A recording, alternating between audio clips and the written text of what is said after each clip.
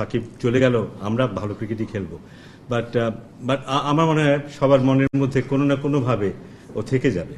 কারো কাছে হয়তো ইতিবাচকভাবে থাকবে, কারো কাছে হয়তো নেতিবাচকভাবে থাকবে। আমি এখনো ওর যে ব্যাটিং দেখেছি দুটো টেস্ট ম্যাচে, আমি রিসেন্টলি এরকম ব্যাটিং ওর দেখিনি, বেশ অনেক দিন এরকম দেখিনি।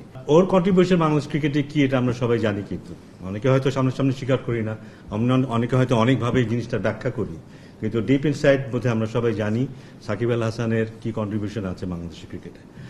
প্রেসিডেন্টের সাথে যেমন কথা হয়েছে আমার সাথে তেমন কথা হয়েছে। আমার মনে হয় যে শুধু ও নিজের ক্রিকেট নিয়ে ভেবেছে তা না, বাংলাদেশ টিমের ভবিষ্যৎ নিয়ে ভেবেছে, এবং এগুলো নিয়েও আলাপ হয়েছে যে 2026-এ আমাদের যে বিশ্বকাপ আছে সেখানে কারা খেলবে, কি খেলতে পারে, এবং তাদের কখন থেকে এক্সপোজার দেওয়া শুরু করা উচিত, সেসব নিয়েও আলোচনা হয়েছে, সিলেক্টরদের সাথে আলোচনা হয়েছে। সঠিক প্যাড আর সঠিক তথ্য দিয়ে কেশু সামলে নিব এক হয়ে। Monalisa sanitary napkin.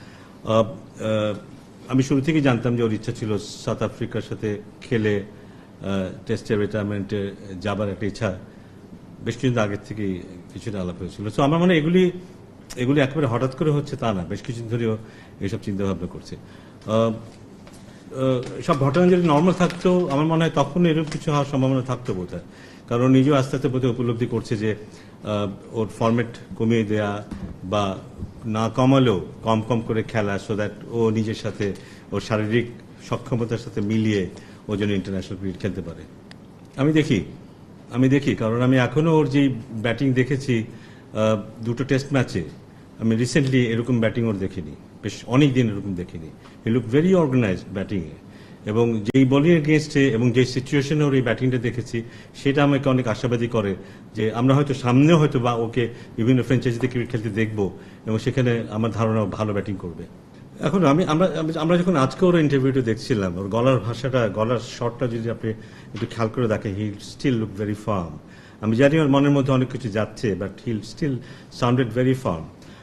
ওর কন্ট্রিবিউশন বাংলাদেশ ক্রিকেটে কি এটা আমরা সবাই জানি, কিন্তু অনেকে হয়তো সামনাসামনি স্বীকার করি না, অনেকে হয়তো অনেকভাবে এই জিনিসটা ব্যাখ্যা করি, কিন্তু ডিপ ইনসাইড বোধে আমরা সবাই জানি সাকিব আল হাসানের কি কন্ট্রিবিউশন আছে বাংলাদেশের ক্রিকেটে।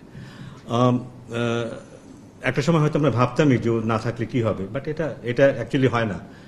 একটা সময় আসবেই যখন একজন চলে যাবে, তার জায়গায় the game will still go on. তো আমাদের ক্ষেত্রে সেটাই হবে। আমি আশা করছি যে সাকিব চলে গেল, আমরা ভালো ক্রিকেটই খেলবো। বাট আমার মনে হয় সবার মনের মধ্যে কোনো না কোনোভাবে ও থেকে যাবে। কারো কাছে হয়তো ইতিবাচকভাবে থাকবে, কারো কাছে হয়তো নেতিবাচকভাবে থাকবে। বাট শেষটা ভালো হলে খুব ভালো হতো। শেষটা ভালো বলতে ঘরের মাটিতে যদি ও রিটায়ার করতে পারতো খুব ভালো হতো। সবার ভালোবাসা নিয়ে যদি ও রিটায়ার করতে পারতো খুব ভালো হতো। সেটা হয়নি, সেটা আমার জন্য একটা খেতে। কারণ শুধু খেলাটাই শেষ কথা নয়, একজন খেলোয়াড়ের কিন্তু খেলার বাইরেও একটা জীবন আছে, সেই জীবনটা খুব গুরুত্বপূর্ণ। For more updates, subscribe to our YouTube channel and click on the bell icon. Follow us on Facebook and Instagram. Download T-Sports app to enjoy exciting games and highlights. Visit tsports.com.